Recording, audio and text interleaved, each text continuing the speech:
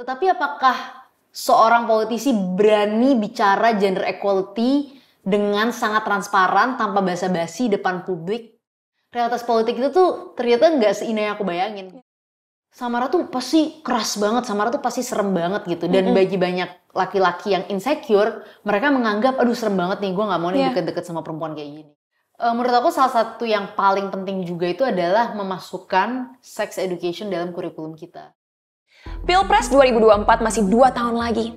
Tapi walaupun begitu, kandidat capres dan partai politik sudah menyerbu kursi yang akan ditinggalkan Joko Widodo.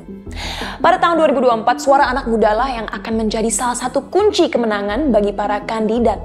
Karena jumlah kaum milenial dan Gen Z yang mencapai lebih dari setengah penduduk Indonesia.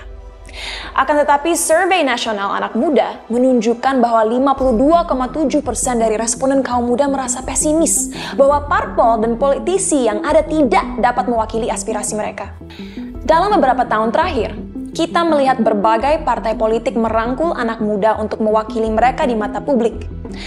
Tapi apakah para politisi-politisi muda ini benar-benar memiliki suara dan kekuatan untuk merubah sistem yang ada? Atau mereka sekedar boneka yang digunakan sebagai metode pencitraan? Hari ini kita kedatangan politisi muda dengan segudang prestasi. Sempat didapuk menjadi juru bicara calon presiden dan wakil presiden pada tahun 2019, belum lama ini ia memutuskan untuk keluar dari partai politik dan fokus menyuarakan isu perempuan. Let's welcome Samara Amani.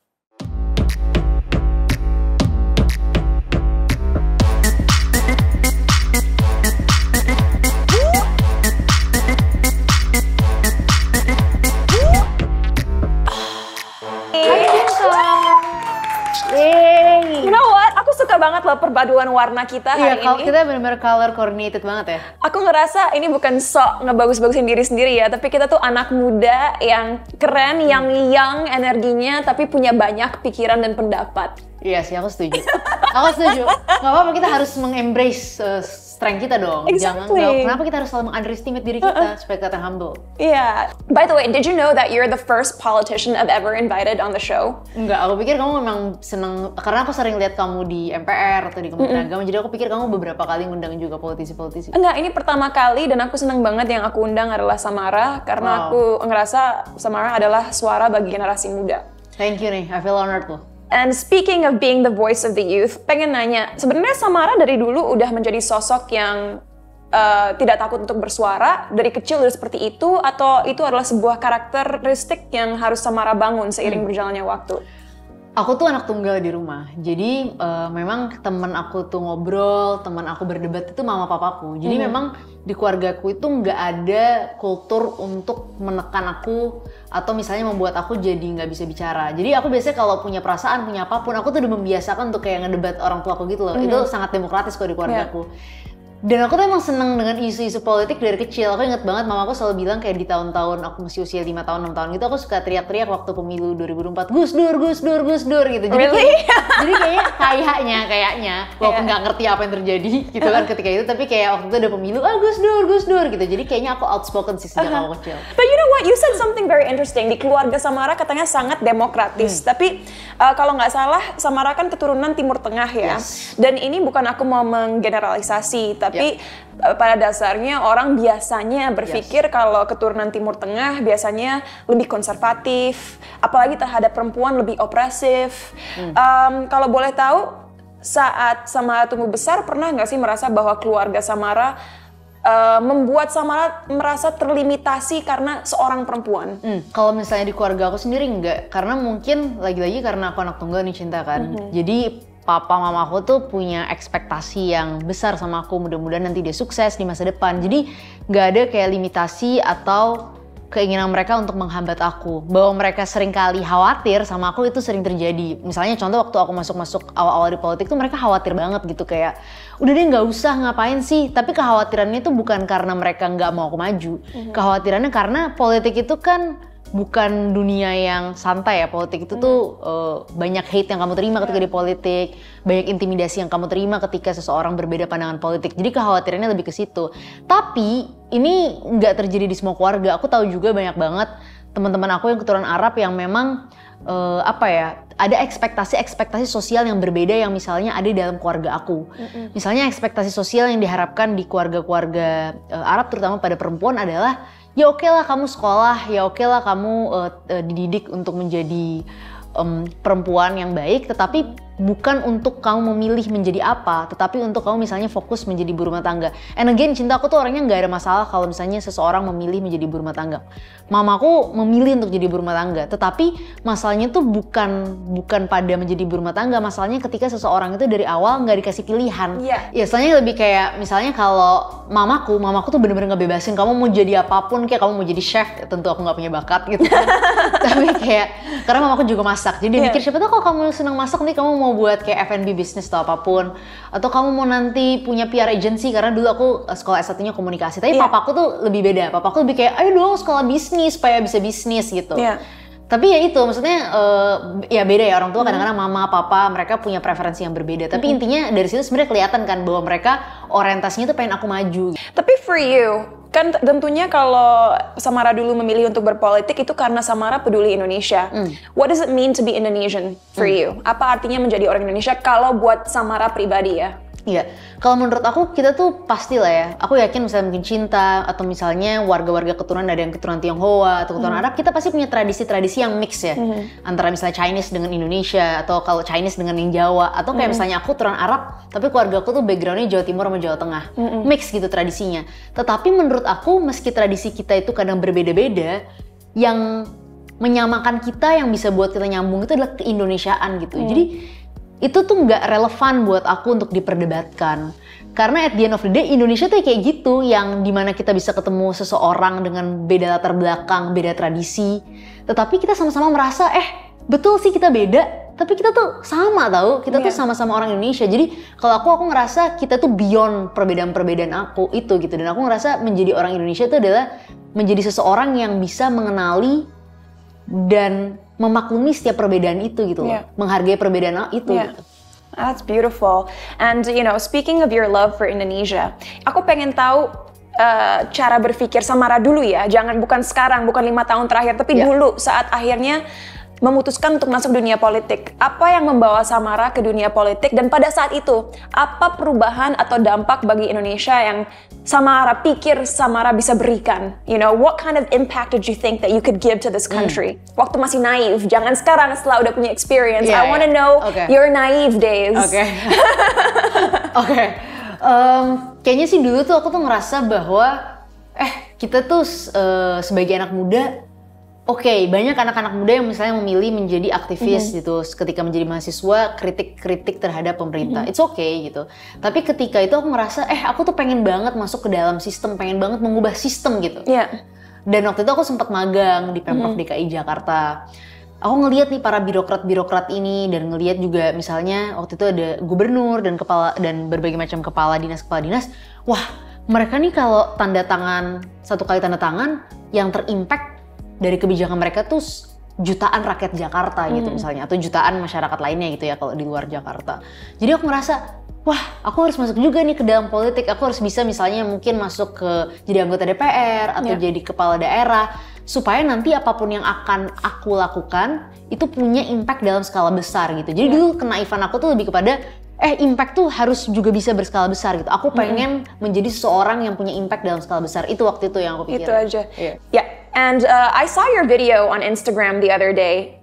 Lupa di acara berita mana, tapi Samara ngomong soal politik jargon dan politik nyata.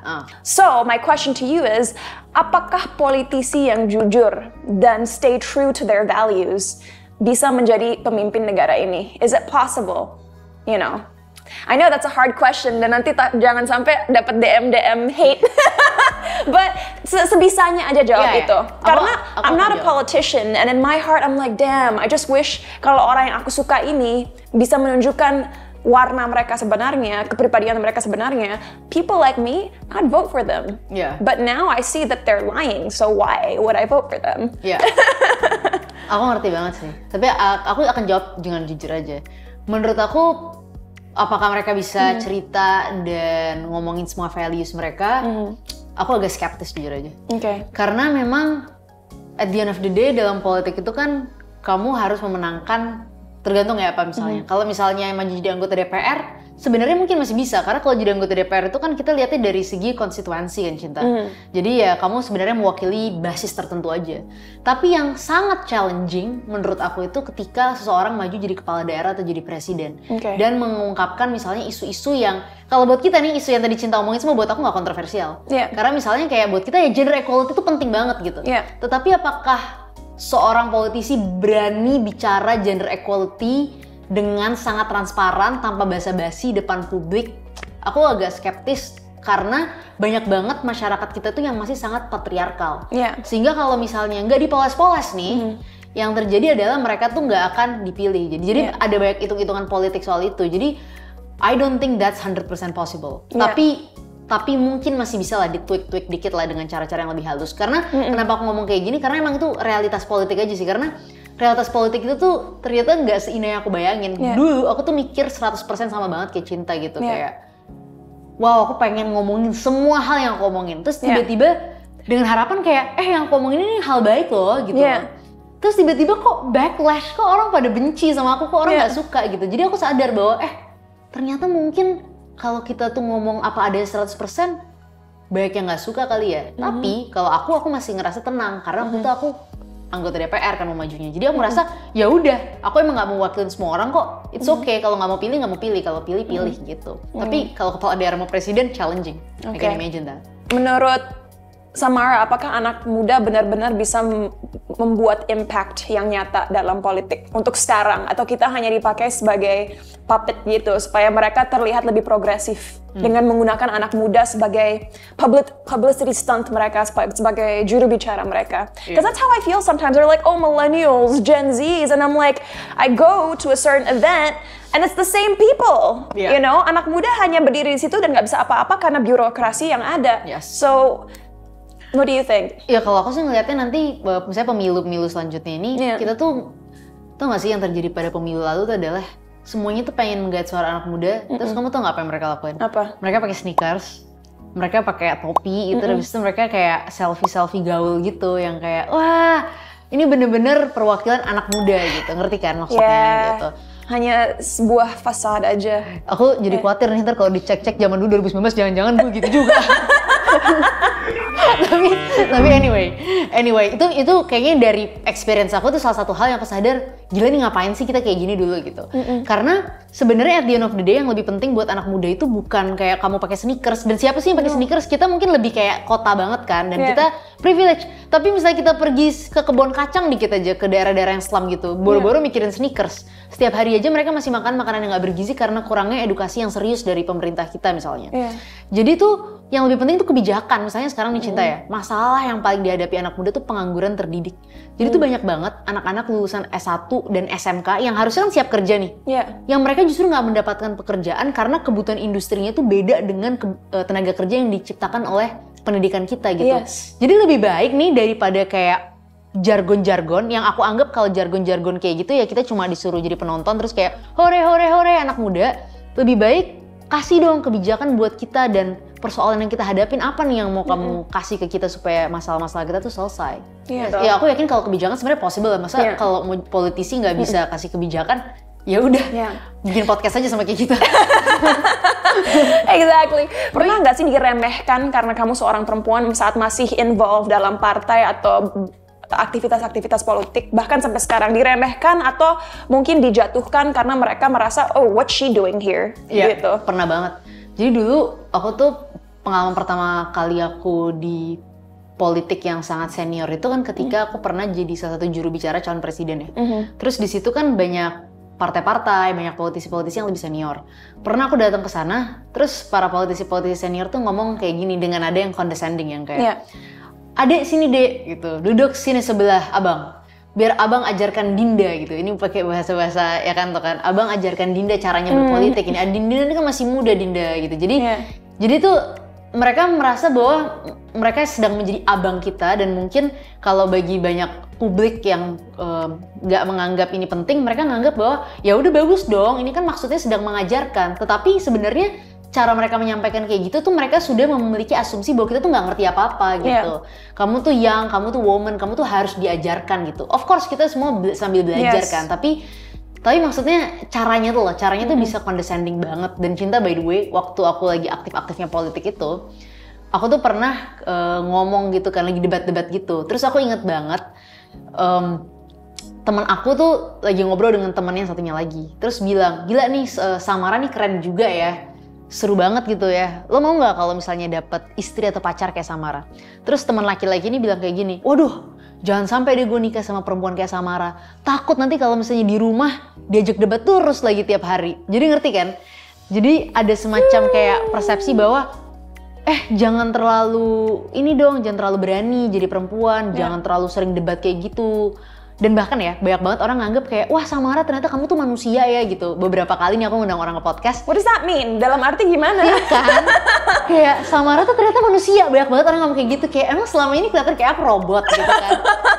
Tapi mereka tuh ngomong kayak gitu karena mereka nganggep aku kayak, Samara tuh pasti keras banget, Samara tuh pasti serem banget gitu. Dan bagi banyak laki-laki yang insecure, mereka menganggap, aduh serem banget nih, gue gak mau nih deket-deket sama perempuan kayak gini gitu.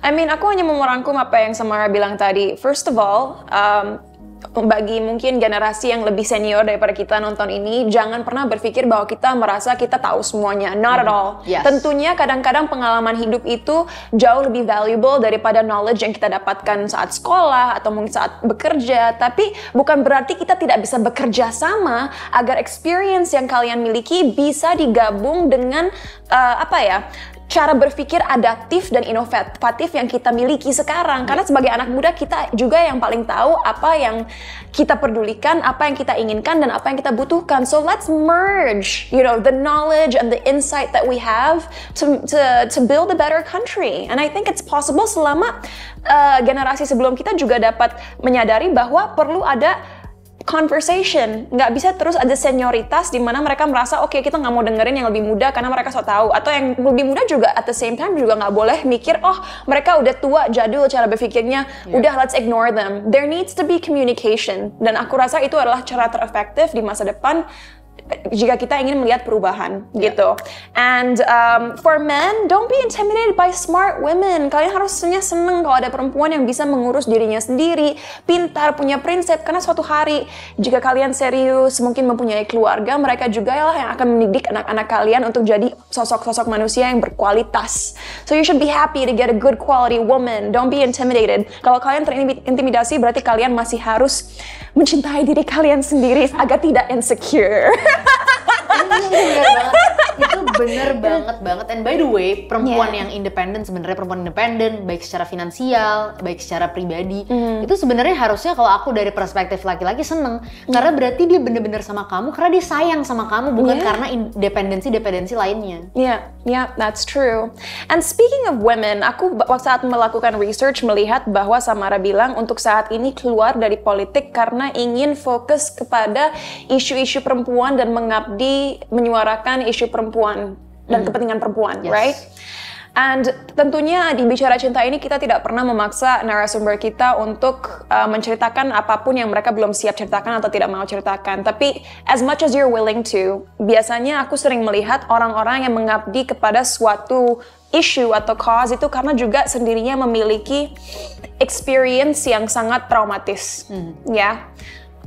Dan walaupun aku belum nonton sepenuhnya, kemarin Samara sempat ke podcastnya Deddy Corbuzier dan bilang bahwa Samara pernah mengalami kekerasan atau pelecehan di ruang kerja Samara, ya. Emang how bad were your experiences sampai-sampai Samara merasa oke, aku nggak bisa diam aja, aku harus merubah arah hidup aku dan mengabdi kepada isu perempuan.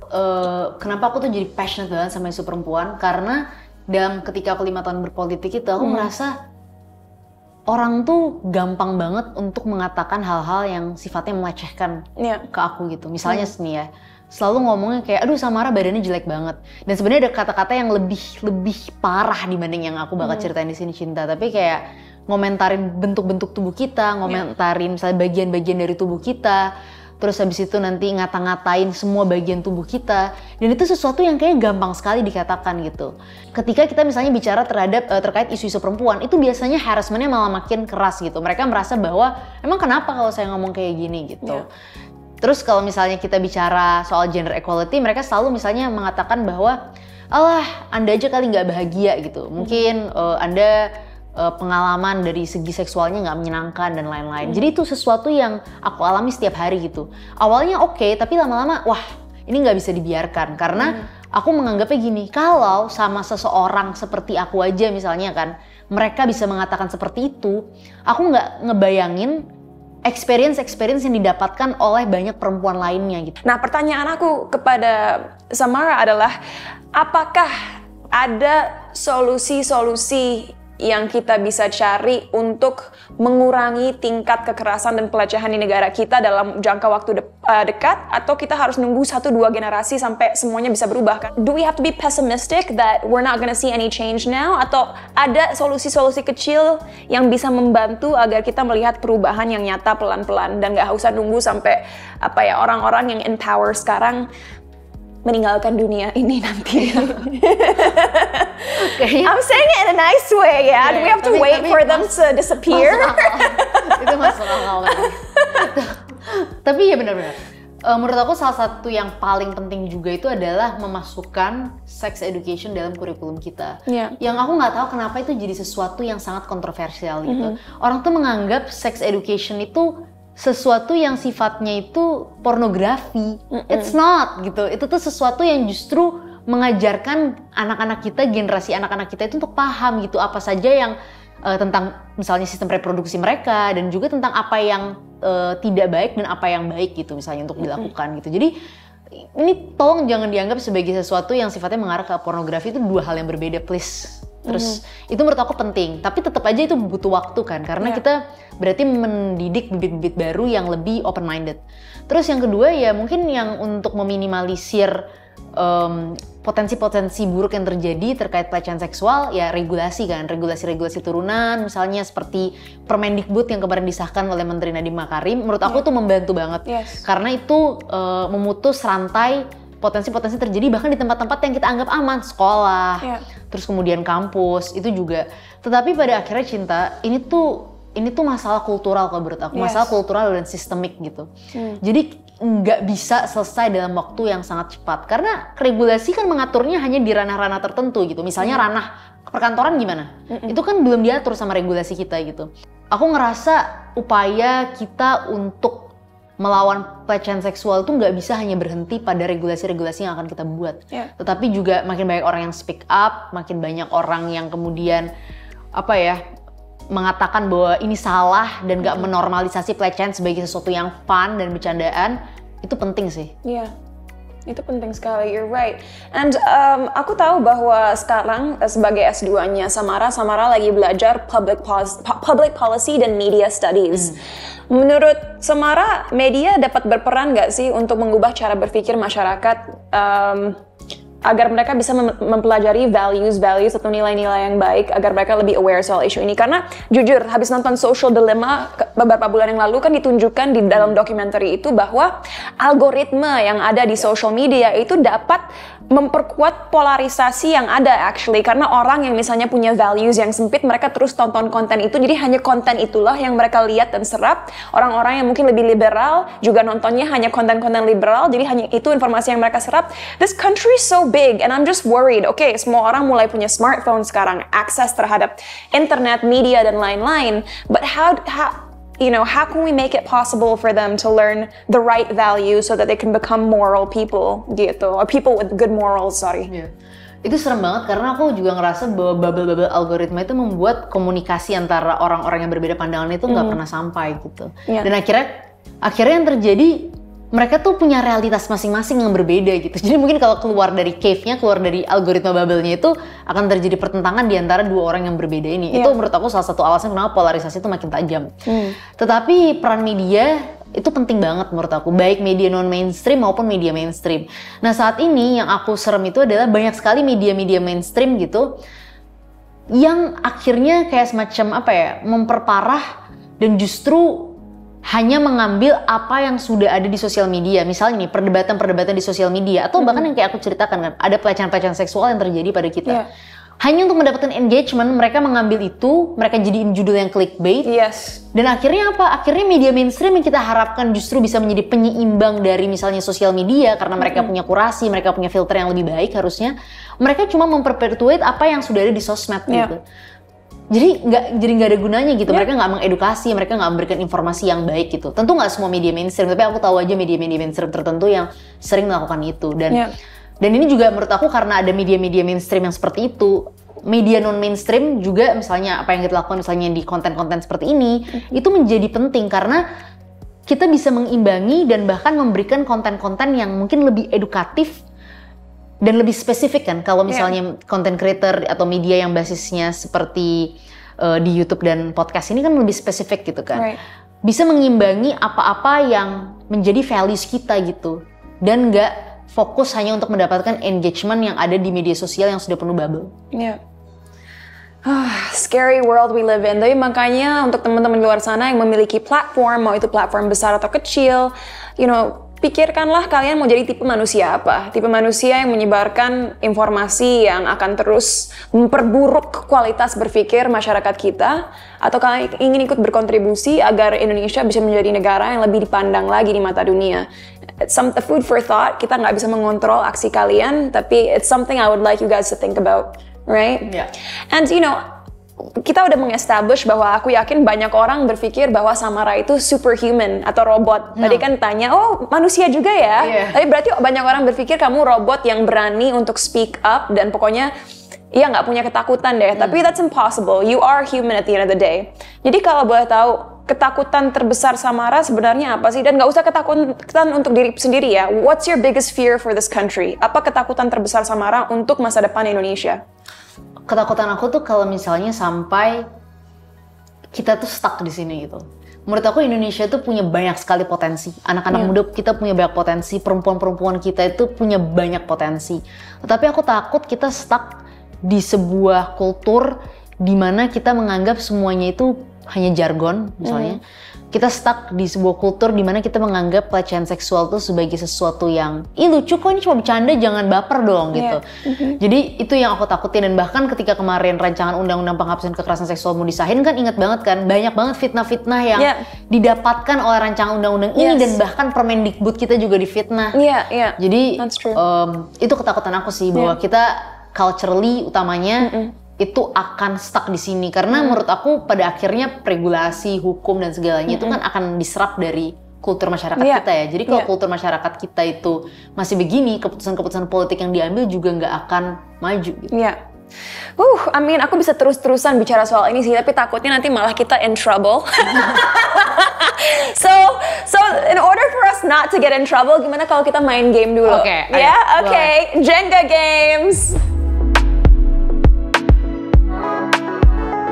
Di acara Bicara Cinta, aku bisa membuat Samara men-channel her inner Gen Z yang kita jarang lihat. So here you go. Aku dulu nih ya? Come on, have fun, smile. 2. Oh my god. Samara Gen Z dengan jiwa boomers. Nggak juga ya? But it's true. Banyak orang yang bilang katanya Samara itu cuma mukanya aja yang muda, dalamnya sih boomer. Wow,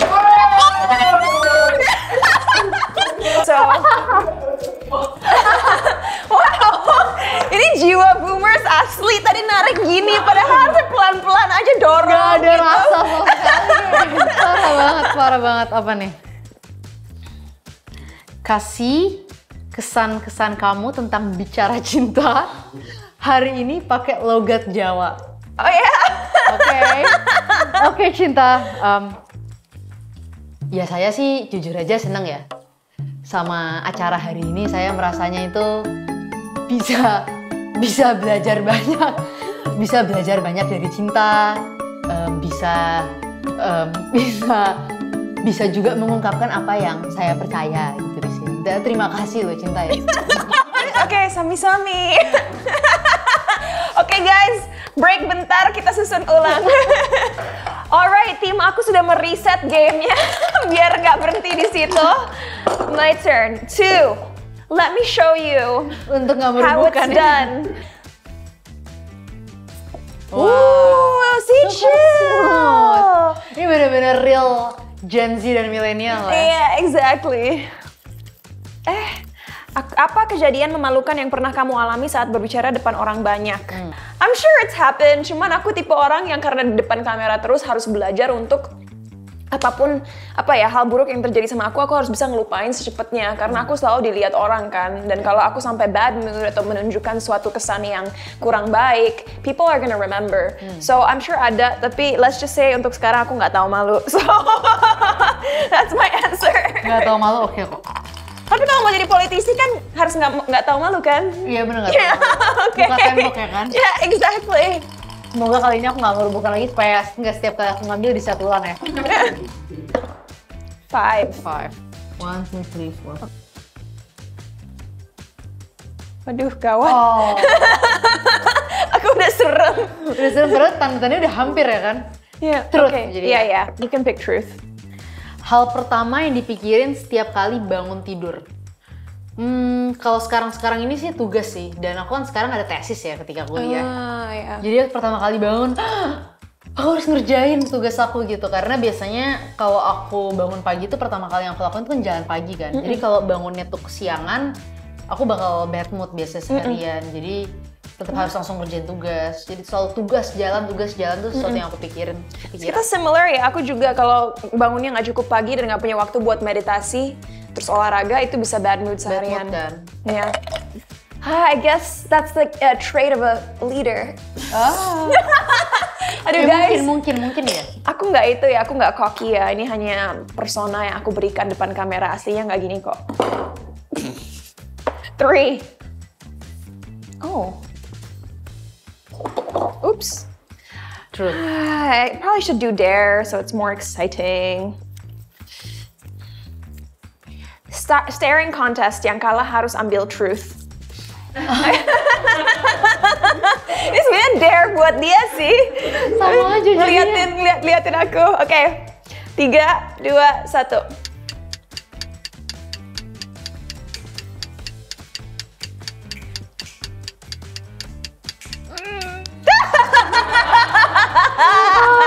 Ambil truth. Your first celebrity crush. Oke, ini akan aneh banget. Dan aku benar-benar merasa sebagai boomer. Oke. Tapi Michael Jackson. Michael Jackson. Wow. Well, I love Michael Jackson by the way. Mungkin bukan celebrity crush ya, but I really adore him dan aku rasa sampai sekarang tidak ada yang bisa menggantikan Michael Jackson. Betul, aku suka fan juga di lagunya, enak dan personality dia itu menarik. Yeah. Last one, let's do one more because we want to know about you. 5. I think it's gonna fall again. Enggak Cinta, ini akan baik-baik aja Cinta. Ini baik-baik aja. Alright, which one do you want? I'll take Dare. deh. Bagus, Biar perempuan seru. yang berani. Selfie dengan gaya paling keren, pakai props di belakang kamu. Oh, kamu yang mana? Aku kayak kacamata deh. Oke. One more.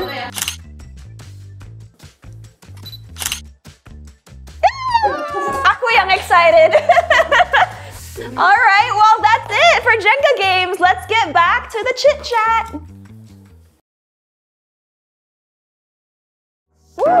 Kayaknya jarang deh aku ngelihat Samara main game. Biasanya kalau interview selalu serius kan, duduk-duduk aja. Dan akhirnya Cinta berhasil membuat aku nggak menjadi seorang robot. Iya, aku berhasil membuat Samara like your age, you're young. Iya. Nggak kayak usia yang sangat senior gitu. Iya, exactly. But speaking of being young, you know, kayaknya kita melihat sebuah tren di dunia kita zaman sekarang di mana perempuan yang ambisius, yang pintar, yang punya visi hidup yang sangat kuat, biasanya tidak mau settle down. Settle down dalam arti mungkin tunangan dan akhirnya menikah karena mereka merasa itu memperlambat mereka, membuat mereka tidak fokus, membuat mereka ya jadi lebih sulit untuk mengejar mimpi mereka dalam hidup. But for you, you got married at a really young age. Itu kenapa Samara berani mengambil keputusan itu? Iya. Kayaknya sih, I would say I'm very lucky ya, karena dan aku selalu orang kan banyak yang juga suka ngundang aku talk show. Mungkin encourage nikah muda, kayak aku nggak mau. Kenapa? Karena menurut aku semua orang tuh punya timeline masing-masing, kayak Cinta kemarin ngomong kan.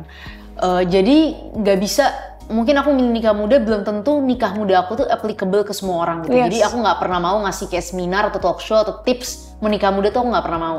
Jadi kenapa aku memilih menikah muda? Karena aku tuh beruntung mendapatkan pasangan, pacar aku ketika itu ya, sekarang suami, yang menurut aku tuh sangat suportif terhadap apa yang aku lakukan gitu. Beberapa kali aku deket dengan beberapa laki-laki yang coba ngedeketin aku, dan aku selalu ngelihat cara mereka memandang misalnya karir aku, cara mereka memandang misalnya keinginan aku untuk terus maju, karena aku ambisius kan orangnya. Nggak semua orang itu terima perempuan ambisius di masyarakat kita gitu. Dan aku selalu ngelihat mereka tuh senang sama aku, tapi ketika aku bicara soal ambisi-ambisi aku tuh kok kesannya kayaknya nggak suportif dan terintimidasi gitu. Kelihatan ada insecurity-nya. Nah tiba-tiba suami aku ini namanya Aji, dia sangat suportif dan dia bahkan selalu kayak mencari-cari cara terbaik supaya aku tuh bisa mencapai ambisi aku. Jadi aku langsung lihat, wah ini cocok gitu. Jadi ketika dia propose ke aku nggak ada keraguan karena aku ngerasa laki-laki kayak dia tuh rare gitu.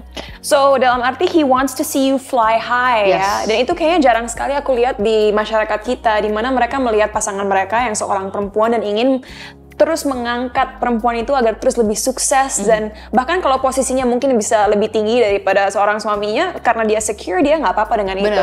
Tentunya tadi Samara udah ngejawab bahwa this is not the case for you. Tapi ada nggak suatu hal yang mungkin Samara harus adjust atau rubah sedikit sejak menikah? Kayaknya sih kalau yang harus aku ubah mungkin lebih kepada, karena dulu sebelum aku menikah tuh aku benar-benar bisa kerja dari Senin sampai Minggu gitu. Jadi aku menganggap bahwa ya semua tuh bisa dimasukin ke jadwal aku. Tapi setelah menikah, aku merasa yang harus aku adjust adalah aku punya pasangan di sini. Jadi quality time, punya waktu berdua sama dia tuh jadi penting banget gitu. Dan meskipun dia tuh orangnya mendukung-mendukung aja, aku pikir nggak fair kalau dalam relasi kita menikah itu kita nggak punya waktu untuk sama-sama berdua gitu. Jadi lebih kepada itu sih, gimana caranya ngejust punya quality time bareng gitu. Wow, your husband sounds like an awesome person. Nah, ladies, Puelens yang nonton ini, cari laki-laki yang mensupport kalian, yang membuat kalian bisa terbang tinggi, yang membuat kalian lebih hebat, lebih maju. Jangan mau sama cowok yang insecure dan ngatur-ngatur, just saying ya, tapi terserah kalian juga at the end of the day. I'm not telling you to do anything. Tapi benar juga kata Samara tadi, kita semua punya timeline kita sendiri. Jadi tentunya aku ngerti bahwa mungkin ada teman-teman yang punya pressure dari keluarga, pressure budaya, pressure komunitas, dan lagi-lagi adalah hak kalian untuk memilih jalan kalian sendiri. Tapi kalau dari aku, jika kalian mempunyai independence untuk memilih jalan hidup kalian sendiri, don't rush. Apapun yang diburu-buru tidak akan maksimal, tidak akan seindah yang kita inginkan. So take your time, karena we only have one life dan kita harus maksimalin itu. Last question for me, Samara, cepet banget. I don't want you to go masih panjang ya pengen. Ini adalah pertanyaan yang selalu aku tanyakan kepada semua narasumber. Apa legacy atau bentuk cinta yang Samara ingin tinggalkan di dunia ini pada akhir hidup Samara? Kayaknya sederhana aja sih. Lagi karena aku menganggap impact itu nggak bisa dikuantifikasi, aku pengen orang-orang terdekatku, misalnya suami, mamaku, dan misalnya orang-orang yang mungkin dulu pernah aku bantu mengatakan bahwa mereka itu senang bisa kenal sama Samara gitu. Jadi aku pengen experience mereka sama aku, pengalaman mereka sama aku, relasi yang kita bangun bersama itu betul-betul membuat mereka selalu ingat dan selalu sayang sama aku. That's simple, beautiful, and impactful. Dan jangan lupa Puelens, vote for Cinta Laura Kiel and Samara Amani, 2034 President and Vice President of Indonesia. Wow, Samara, thank you so much for your time. Beneran ini salah satu podcast termenyenangkan. Asik. Tinggal kita buat spanduk nanti ya, Cinta Samara. Iya, tapi kita udah dari sekarang 12 tahun sebelumnya kita udah mulai plan biar kampanye kita authentic dan bener-bener berpihak kepada masyarakat. Yes, nggak ada jargon.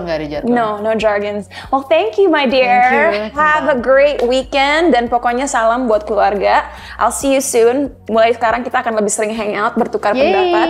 Dan Puelens, thank you so much for watching. Aku harap hari ini menyenangkan buat kalian dan I'll see you guys next time. Bye.